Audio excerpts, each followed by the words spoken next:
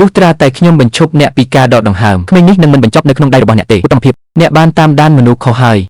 បើអ្នកប្រព្រឹត្តតាមធម៌ហាមឃាត់ការសម្លាប់ក្នុងមួយជីវិតនេះមនុស្សម្នាក់មិនអាចគេចផុតពីរឿងនេះបានទេមិនអីទេស្ដេចធម៌ហេលៀនពេងដើម្បីបណ្ដោះដើម្បីសម្រេចបាននូវអន្តរភាពខណៈពេលកំពុងជៀសវាងការលើកយកការប្រឆាំងនឹងការសម្លាប់បានទេគាត់បានបញ្ចេញមន្តអាគមដើម្បីធ្វើឲ្យគូប្រកួតជាអតីតកាលបន្ទាប់មកពួកគេនឹងជ្រើសរើសនិងចាប់ខ្លួនទៅវិមានរបស់គ្រូធំវិញស្ដេចធម៌អាក្រក់បានគិតអំពីរឿងមួយវិធីសាស្ត្រដ៏កាចសាហាវមួយគាត់បានប្រើបច្ចេកទេសមួយចំនួនដើម្បីបំពេញដំណើរទេវភាពអ្នកដែលត្រូវបានវាយប្រហារដោយច្បាប់ដ៏អស្ចារ្យតែបាត់បង់ស្មារតីទាំងស្រុងបុរសនោះបានក្លាយជាស្ដេចធម៌ទាំងស្រុងតុក្កតាដែលត្រូវបានគេកែច្នៃរបស់ស្ដេចធម្មអធិបតេយ្យគឺស៊ីយីវិមានរបស់គ្រូធំត្រូវបានគេរកឃើញដោយមិនស្មានដល់នៅពេលនេះគំរូដើមរបស់វណ្ណគឺជាប់ឃុំឃាំងនៅក្នុងសម្បុកបក្សីអ្នកទាំងពីរបានយើងបានហ្វឹកហាត់ជាមួយគ្នានៅលើភ្នំយងមេងអ្នកទាំងពីរមានទំនាក់ទំនងយ៉ាងជ្រាលជ្រៅខ្លះគាត់បានឆ្លៀតយកប្រយោជន៍ពីព្រះធម៌របស់ស្ដេចពេលបញ្ចេញមន្តអាគមវានឹងប្រែក្លាយទៅជាវណ្ណដើមត្រូវបានចេញផ្សាយដោយសម្ងាត់បានចង់ហោះហើរទៅកៃវឹងពីមានដែលបានប្រគល់ឲ្យលោកម្ចាស់អ៊ូយ៉ាងយ៉ាងដើម្បីបញ្ជូនសារដោយមិននឹកស្មានដល់របួសរបស់វណ្ណមិនធ្ងន់មិនសូវហោះហើរច្រើននៅតាមផ្លូវទេឆ្ងាយទៅឆ្ងាយគាត់បានដួលទៅនឹងដីឧត្តមភាពវណ្ណបានតស៊ូឆ្ពោះទៅរកកៃហ្វេងឡើងទៅអគាររដ្ឋាភិបាលហើយមើលកម្ដៅនៅតាមផ្លូវនោះជាច្រើនកំពុងបង្កភាពចលាចលប៉ុន្តែគ្មាននរណាម្នាក់ចង់ធ្វើជួយនាងជាសំណាងល្អវណ្ណត្រូវបានជួយសង្គ្រោះដោយកងសិនមនុស្សជាច្រើនបានរកឃើញនាងហើយបន្ទាប់មកពួកគេត្រូវបានជួយសង្គ្រោះហើយនាំត្រឡប់ទៅប្រទេសមកកងសិនបានពួកគេយកចក្រដៃជួយបានពីមាត់របស់គាត់ថាចលនាសម្លាប់នោះត្រូវបានធម្មរាជាបានចាប់គាត់ហើយនាំគាត់ទៅកាន់វិមានរបស់ការវាយប្រហារនោះបានធ្វើឲ្យគាត់រងរបួសយ៉ាងនៅលើកម្មនៃការដួលរលំគុំសុនឆេនិងគូកនរបស់គាត់បានសន្ទនាគ្នាពេលមួយមានទាំងអស់ហើយរៀបចំឲ្យយ៉ាវចូលរួមព្រាមវិជ្ជខ្លះបានជ្រៀតចូលដោយសម្ងាត់ទៅកាន់តៃលំនៅឋានរបស់ចៅហ្វាយបានក្រុងនឹងជួយសង្គ្រោះយ៉ាងរ៉ាវលោកផ្ទាល់បានដឹកនាំយ៉ាងឡងនិងមហានពួកគេនឹងជួបអ្នកនៅមាត់ទ្វារដោយមិននឹកស្មានដល់វណ្ណបន្ទាប់មកគេថាចលនារបស់ពេជ្រជាតិត្រូវបានអនុវត្តរួចហើយដោយព្រះមហាក្សត្របានចេញដីកាត់ក្បាលប៉ុន្តែរដ្ឋមន្ត្រីទាំង6នាក់បានខ្លាចជាជីវកររបស់ស្ដេចធំឧបករណ៍នឹងកាប់ដោជូនដល់រីករាយដើម្បីជួយសង្គ្រោះចៅឡុងនិងចៅហ៊ូបានដឹកនាំយ៉ាងលឿនរងរបួសយ៉ាងធ្ងន់ធ្ងរត្រូវបានប្រញាប់ប្រញាល់ចេញពីវិមានរបស់នៃវិមានគ្រូធំចង់បានដើម្បីកម្ចាត់មនុស្សមួយចំនួននៅពេលនេះវណ្ណក្មេងប្រុសនោះបានលោតទៅមុខហើយដួលមួយបន្ទាប់មកឆ្មាំបានដឹកនាំសាធារណជនសុំសេននិងឆ្មាំទាំង4នាក់របស់គាត់រត់គេចចេញពីកន្លែងនេះដោយមិននឹកស្មានដល់មានការកាប់សម្លាប់ដល់ពេលដែលចេញពីវិមានរបស់ Grand Tudorvich ច្បាស់ណាស់គាត់បានខ្លាចជាសត្វអារក្សស្ដាប់បង្គាប់ទាំងស្រុងពីការគ្រប់គ្រងរបស់ព្រះមហាក្សត្រធំកុំសុំសេននិងក្រុមរបស់គាត់មិនទាន់ចាក់ចេញនៅឡើយទេប៉ុន្តែគាត់ត្រូវបានអ្នកសម្លាប់អារក្សទៅលើចំណុចទីងដៅដែលប្រឡាក់ដោយឈាម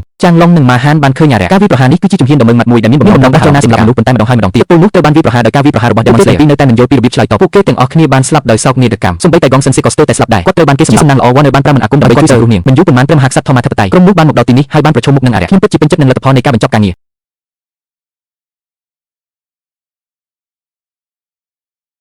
គាត់បានដាក់មន្តអាគមម្ដងទៀតដើម្បីសម្លាប់វិញ្ញាណអាក្រក់បន្ទាប់ពីត្រូវបានកោះហៅមកវិញគាត់បានដឹកនាំក្រុមជាបានត្រឡប់ទៅវិមានរបស់គ្រូធំវិញគឺវ៉ានកូនប្រុសបានយកកងសិនស៊ីម្ដងទៀតងាកមកវិញហើយពិនិត្យមើលឆ្មាំទាំង4របួសទាំងនោះវ៉ានបានដាក់មន្តអាគមដើម្បីបិទបាំងអ្នកទាំង4បញ្ជារបស់មេបញ្ជាការកងរាជអាវុធហត្ថគឺសំណោចុងក្រោយត្រូវបានបន្សល់ទុកគ្រូពេទ្យអធិរាជទោះយ៉ាងណាក៏ដោយវាត្រូវតែធ្វើក្នុងរយៈពេល3ម៉ោងខ្មោចរបស់ពួកគេត្រូវបានយកចេញពីប្រសិនបើពួកគេត្រូវបានស្ទាក់ចាប់ហើយត្រឡប់មកពីព្រះឡងនៃវិញហ៊ីវ៉ងឆៅម៉ាហាននោះនឹងជួយសង្គ្រោះគាត់វ៉ានបានស្នើឲ្យកងសិនស៊ីនាំយក4សាកសពត្រូវបានដឹកត្រឡប់ទៅផ្ទះសំណាក់វិញហើយបានធ្វើឲ្យសកម្ម Seven Star Life Extension គៀងបន្ទាប់មកវ៉ានបានទៅវិមានរបស់ចៅហ្វាយពេទ្យអ៊ូយ៉ាងហើយជួបគ្នានៅទីនេះបន្ទាប់មកបែលជេងនិងបេយឺទាំងបានមកពេលដែលប៉ៅជេងបានលឺអំពីអ្នកការពារទាំង4វ៉ៃមានការភ្ញាក់ផ្អើលយ៉ាងខ្លាំងចំពោះឃាតកម្មនេះប៉ៅពេលលើថាវាជាទង្វើដ៏សាហាវមួយចេញមិនបានភ្ញាក់ផ្អើលព្រោះគាត់ធ្លាប់យោងតាមគ្រូពេទ្យអ៊ូយ៉ាងការកាត់ក្បាលមន្តអាគមនេះត្រូវបានបញ្ចេញដោយស្ដេចធំច្បាប់ដ៏អស្ចារ្យរបស់ព្រះមិនរើសអើងចំពោះគ្រួសាររបស់